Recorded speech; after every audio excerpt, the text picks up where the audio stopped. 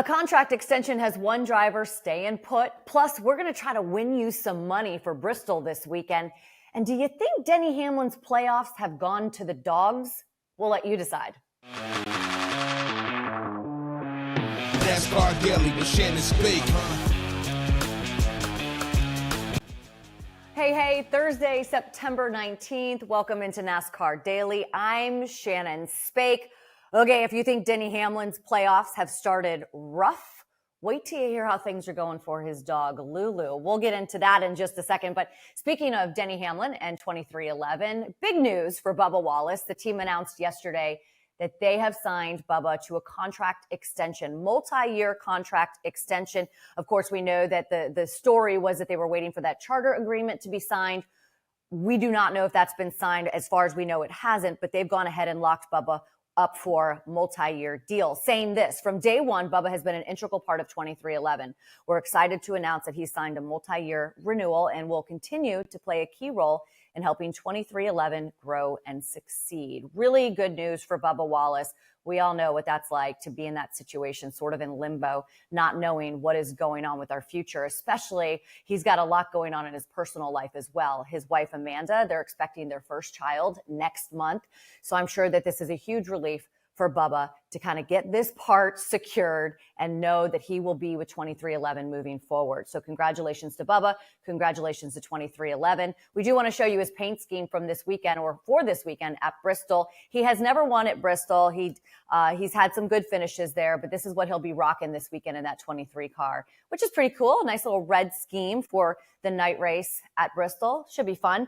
As we head to Bristol, let's take a look at some of the playoff drivers and their points. Now, listen, this graphic that I'm going to show you, it's got a lot of colors on it. I understand that, but it does kind of let you know where your drivers are in terms of where they gained the most points. Red is Atlanta, yellow is Watkins Glen, of course, blue is overall points. You can see Joey Logano just way out front there with his victory at Atlanta. He is the only driver who absolutely 100% knows that he is headed to the round of 12. And listen to this. We do know that Denny Hamlin, Brad Keselowski, past champion, Martin Truex Jr., past champion, and Harrison Burton are currently below that cut line.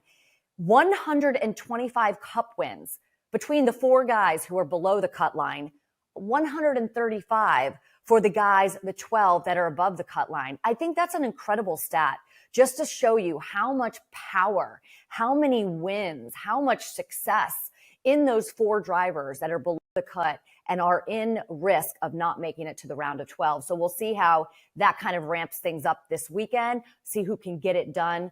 A lot of those guys are in must-win situations in order to advance.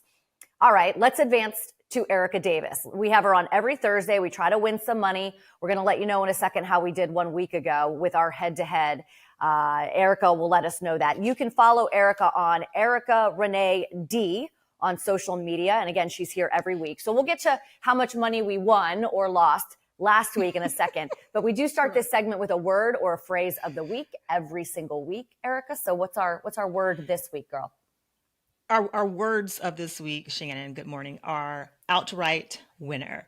And outright winner might sound self-explanatory because it probably is, but if it's not, I'm here to help you. It just literally means the driver who gets into victory lane. So when you go to a sports book to try to place a wager on an outright winner, look for odds to win outright, look for outright winner betting, look for race winner. And then if you want to compare it to other sports, think about if you were betting on the Super Bowl and you were picking a team on the money line, literally picking a team to win the game, same thing. NASCAR, picking a driver to win the race.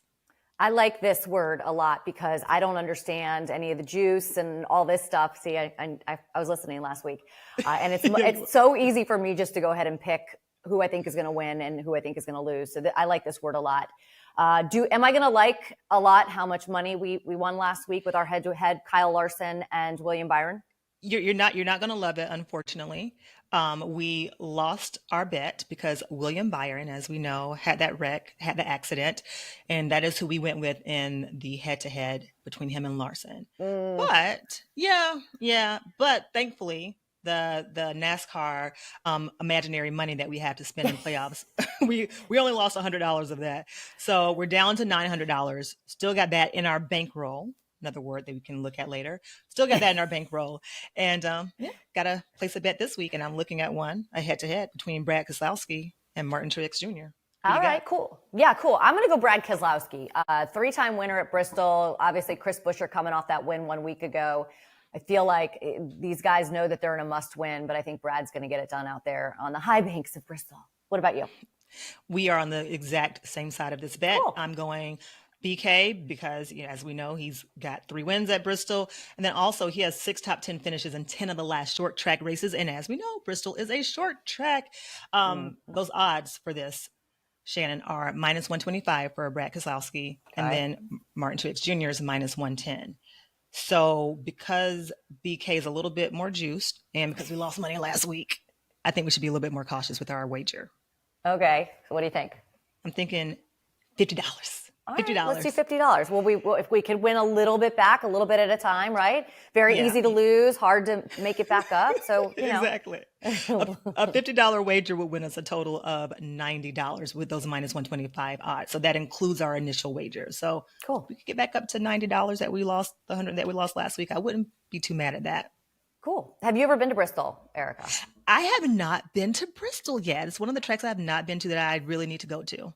I'm going as a fan this weekend. So I've obviously covered so many races there on pit road, various different ways. And I've never been able to just go as a race fan, sit up in the stands and kind of enjoy the chaos that is the Bristol night race. So I'm really excited about that.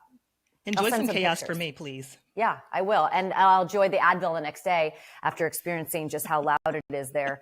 You're awesome. We'll see you next week. Remember, you can follow her, Erica Renee D, on social media, and she'll be back next Thursday to get you ready for all of our needs moving into the following weekend, moving into the round of 12.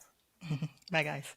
All right. Before we let you go, I will have to bring this story up, and that was Denny Hamlin. Denny Hamlin has taken his dog's presence in their house to a whole new level. So take a look at this. Lulu is in search of a good home for the remainder of my championship run.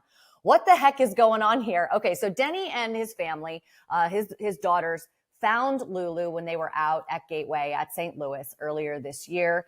Lulu didn't have a home, so they adopted her and brought her home. She's so cute, by the way. But apparently, Denny thinks that maybe Lulu has an effect on his season, his championship run. He says before Lulu became a Hamlin, he had 3 wins and 0 DNFs.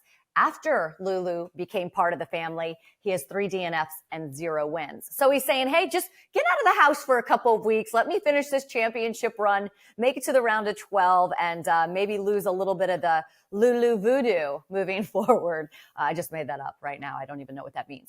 Okay, so tomorrow, Friday, end of the week, our second week here on NASCAR Daily, we're actually going to talk to a crew guy from Martin Truex Jr.'s team who played in the battle at Bristol. Of course, that was Tennessee, Virginia Tech a couple of years ago, I guess, maybe close to 10 years ago now. And he was part of the team, the Tennessee volunteer team. I cannot wait to hear how exciting it was to be part of that game and to now be part of a crew that goes over the wall for one of our championship contenders. That is tomorrow here on NASCAR Daily. Don't forget, inside the playoffs tonight, 7 o'clock on True TV and Max. Kyle Busch, once again, part of the show. Of course, he knows how to get it done at Bristol, so can't wait to hear his perspective on racing there this weekend. I think he might bring his sword as well, his Bristol sword. So you'll have to tune in for that. We'll see you tomorrow. NASCAR Daily with Shannon Spake.